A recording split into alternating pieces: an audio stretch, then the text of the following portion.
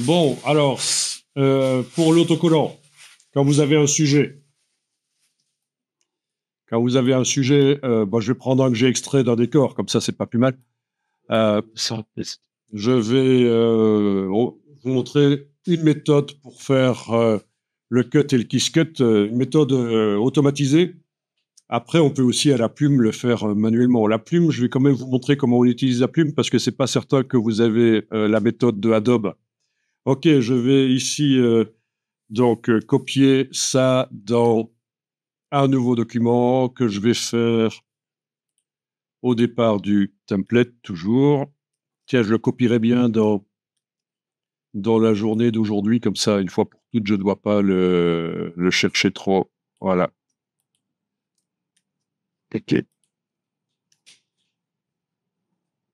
Donc moi, je vous ai proposé ce template, mais vous faites vos propres templates, en fait. Hein. Vous voyez comment on fait un template? Un point AIT. Sûrement, Oui, c'est tout ça. on fait comme modèle. Euh, Avant, ça s'appelait comme ça, je pense. Si par exemple, je fais un nouveau document.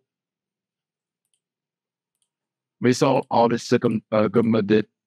Ah oui, enregistré comme modèle et ça fait un AIT. Voilà, c'est ça. Voilà. Imaginons que je veux avoir systématiquement ce rectangle dès que je démarre. J'en fais un modèle et c'est ici, en effet, euh, AIT. On va faire Ah oui, c'est ce que tu as fait, toi. Fichier enregistré comme modèle. Ouais, d'accord. oui. Et ça fait direct ça. Oui, il y a toujours plein de manières de faire les choses. Hein. C'est pour ça que, voilà, parfois on est un peu effrayé par la complexité des logiciels et puis on se rend compte qu'il y a la même chose à plein d'endroits présentés de plein de manières différentes. Donc ça, c'est un peu rassurant. Ok, donc j'en étais là. La chose que j'ai copiée, je vais la coller là. Voilà. Est-ce que je suis bien sur le calque design? Super. Le calque des mains, je le verrouille. Ok. Donc moi, ce que je teste d'abord, si je dois faire un tracé de découpe, c'est ceci. Je vais créer un nouveau calque. Voilà. Je vais l'appeler KissCut. Le design actuellement sélectionné, je vais le copier au même endroit dans le nouveau calque et il y a une manière de faire, c'est édition copier puis édition coller sur place. Donc c'est édition copier puis activer le calque KissCut et édition coller sur place. En ayant l'option ici dans le menu de la palette des calques, l'option ici pas enclenchée, sinon ça va vouloir le coller sur le même calque où je l'ai copié. Mais alors l'autre solution pour transférer une copie de ceci sur l'autre calque au même endroit. Exactement, Alt carré, c'est bien, vous connaissez bien Illustrator. Voilà. Donc il n'apparaît pas sur la vignette, mais il est réellement là. Ok, si j'enlève, si je verrouille, si j'enlève l'œil, je vois qu'il est réellement là en dessous, au-dessus. Ok, bah, c'est des évidences, ceci, ça devrait être évident en fait. Hein. Sélection du groupe. Ensuite, on va voir si par le Pathfinder on peut réunir toutes ces formes-là sélectionnées ensemble. Donc menu fenêtre Pathfinder avec l'option réunion. Et voilà, c'est la couleur qui était le plus au-dessus. Ça prend la couleur qui était le plus au-dessus. Euh, donc j'ai bien verrouillé le calque design pour éviter de travailler dessus par erreur. Ok, donc là, je vais pouvoir mettre aucune couleur de fond et une couleur de contour que je vais mettre, par exemple, en vert. Comme ça, je saurai que c'est du Quiscut. Voilà. Ok. Bien, je vais enregistrer le fichier parce que je vais encore travailler dessus.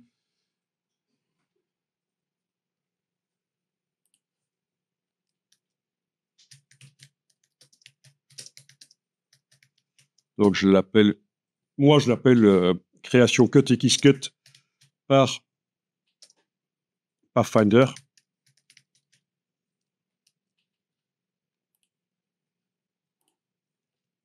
Ok, premier cas de figure. Je vais enregistrer une seconde fois pour éviter d'écraser celui d'avant. Je vais juste ici, à la fin, mettre 1,02. Comme ça, le 0,1, je ne l'écrase pas. J'y retournerai plus tard.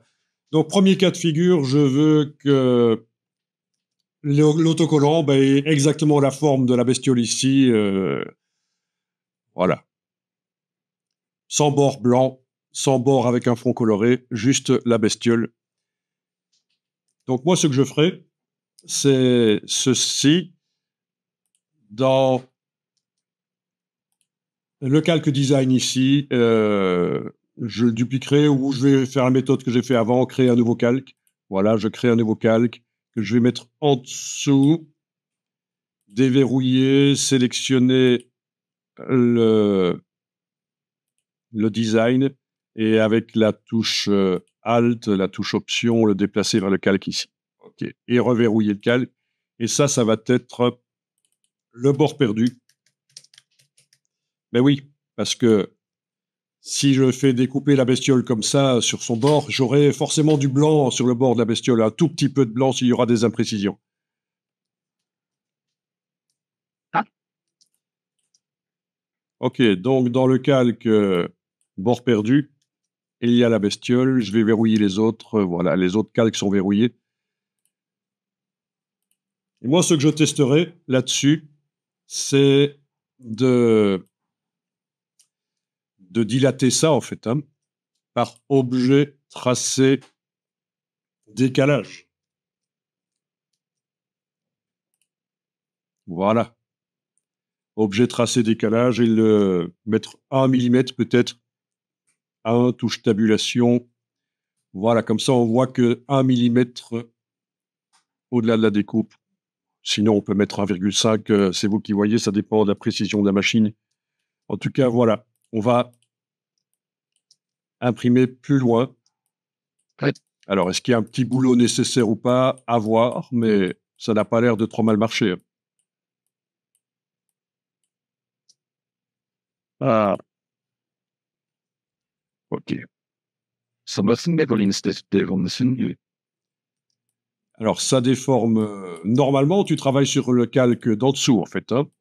Oui, ça fait quelque chose comme ça. Quand on enlève l'œil en face du design original, on voit ce genre de choses. Hein. Donc, on a dilaté les formes pour créer un espèce de faux bord perdu. Est-ce que ça pose vraiment un problème tout en sachant que normalement, ça n'apparaît pas, évidemment, ça. Hein. C'est juste s'il y a des imprécisions dans la découpe que ça va apparaître. Hein. Et un tout petit peu, ça va apparaître. Hein. Ce ne sera pas 1,5 mm, ce sera peut-être une fraction de millimètre qui apparaîtra.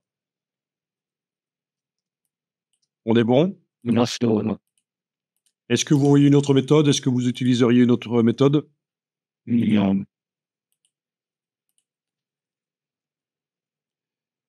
Ok, j'ai enregistré.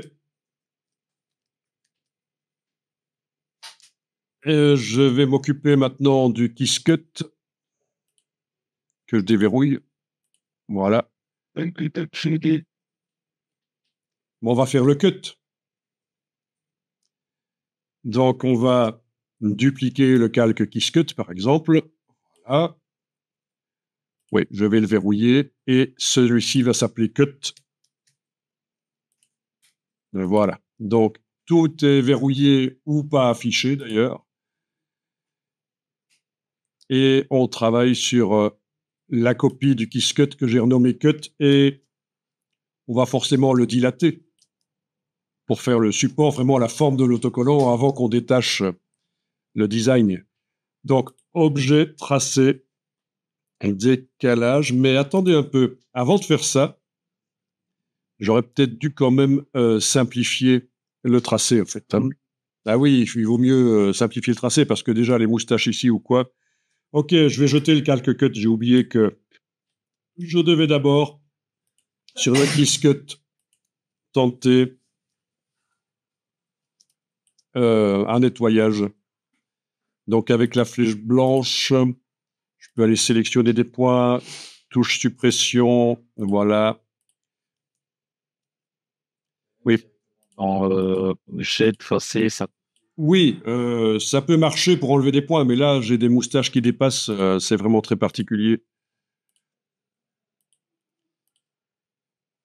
Mais après, on fera en effet la simplification des points, oui.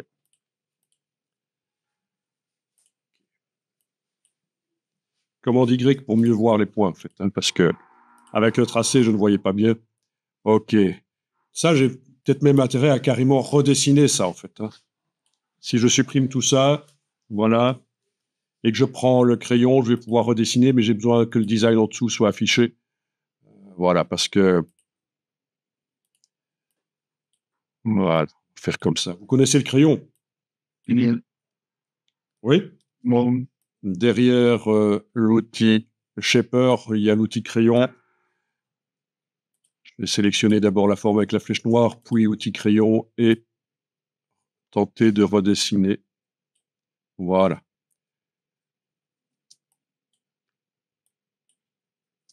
OK.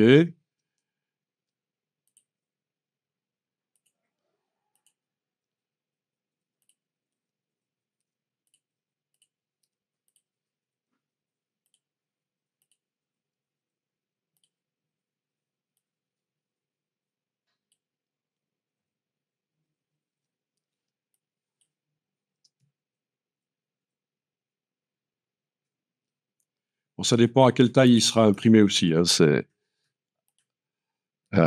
ça dépend à quelle taille.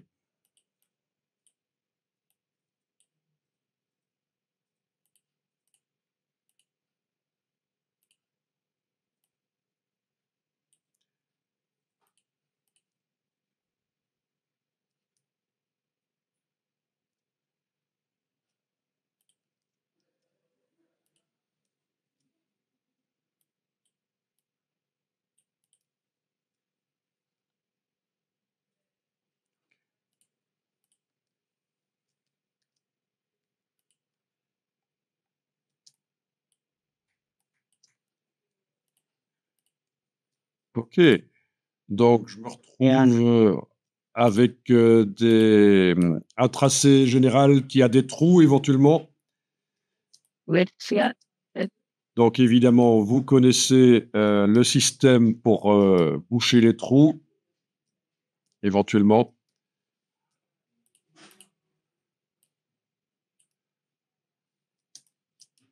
En sélectionnant tout ça. Vous connaissez? Comment est-ce qu'on bouche les trous? avec une faut que mon clic sur le point, il y a un point des temps. Non? Commande J. Regardez, le trou ici va se boucher et tous les autres qu'il y aurait sur le tracé. Vous connaissez pas? Objet, tracé, joindre. C'est super important, ça. Objet, tracé, joindre. Commande J sur le Mac, CTRL J sur le PC. Ça bouge tous les trous du tracé. Pour un sonnet. Ok, j'enregistre à nouveau. Faut pas hésiter. De nos jours, on a du disque dur. Faut pas hésiter à enregistrer, surtout que c'est du vectoriel, c'est minuscule. Il vaut mieux trop enregistrer que pas assez. Vous avez vu combien ça coûte un disque dur maintenant? Non. Bon, il y a les disques durs SSD, donc l'électronique. Oui, je pense que pour 2 Tera, on en trouve à 120 € à peu près. Puis il y a les mécaniques. Alors les mécaniques, ils ont encore de l'avenir. Par rapport au SSD, c'est plus stable, plus fiable dans le temps, mais c'est moins rapide évidemment. Mais enfin bon, maintenant c'est ce que je disais, 2000 gigas, ça vous coûte 120 € un SSD et à peu près 80 € en mécanique. Bon, mais moi, je prends en mécanique et kilo. C'est super important de faire des backups, oui. Alors pour vous donner une idée, moi, en 94, quand j'étais étudiant, j'ai travaillé tout l'été pour me payer un disque dur. Alors, Il coûtait l'équivalent de 1200 €. Vous savez quelle était la capacité du disque dur externe que j'ai pu ajouter à mon ordinateur? à l'époque, c'était vraiment c'était 0,7 gigas. Ouais. Alors que maintenant, pour 80 €, vous avez 2000 gigas.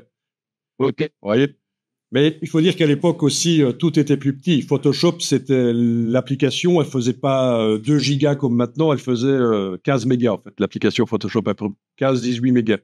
Donc tout était plus optimisé. D'ailleurs, on se demande ce que les fabricants de logiciels font maintenant pour arriver à faire des logiciels aussi gros, quoi. Je vais me courir chez mes montres. Bon, c'est pas évident de. Ah. Bon, on va dire que c'est bon comme ça. Hein. On va pas l'imprimer en trop petit. Ok, donc le Qiskit que je viens de simplifier, et c'est vrai que vous avez dit qu'on peut aussi aller dans Objet, Tracé, Simplifier. Donc là, il y a un petit curseur qui apparaît, mais on peut accéder à la boîte complète avec ceci. Et ça permet d'enlever des points. Surtout, c'est pour enlever des points et garder la courbe pareille, presque pareille. Oui, ça va. Voilà. C'est pas mal, ça. OK. Donc, une fois qu'on a le Qiskit qui est nickel, on va le dupliquer. Donc, je prends le calque, je le duplique. Je vais verrouiller le Qiskit. Je travaille sur le Qiskit copy que j'appelle cut. Et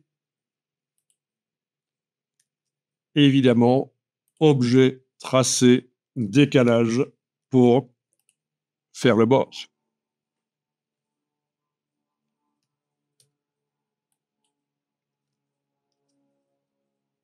3, 4, 5 mm à voir.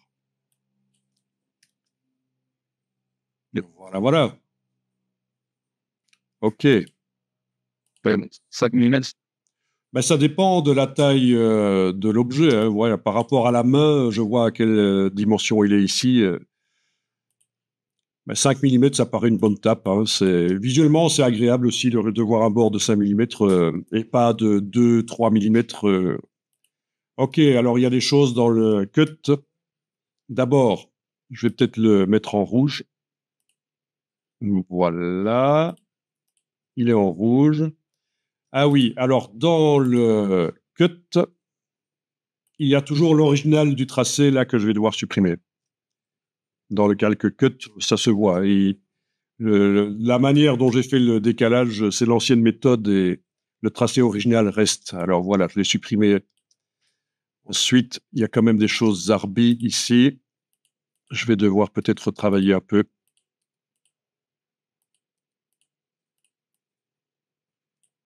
OK, là je ferai un commande J. C'est du cas par cas en fait. Ah.